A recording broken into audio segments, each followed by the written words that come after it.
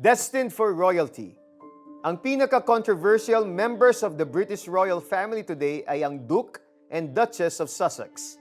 Prince Harry and Meghan Markle quit their royal life, meaning they will not be performing their royal duties at tumira sila sa Amerika to forge their own path and raise their family.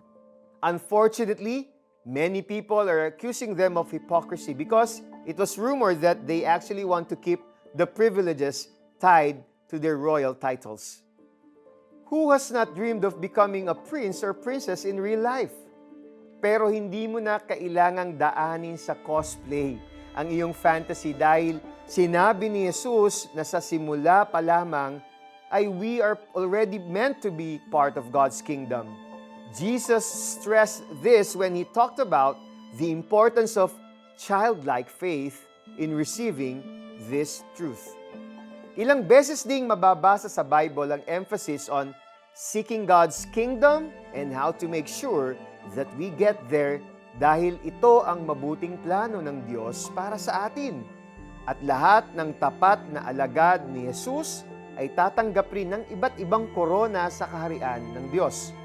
Narito ang maaaring isuot sa atin. Imperishable crown para sa disiplina at pagsunod sa Diyos.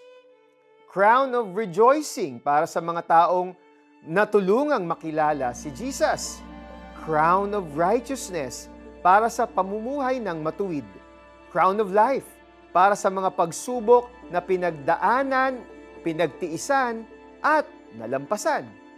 Crown of glory para sa mga matiyagang paghihintay sa pagbabalik ni Jesus.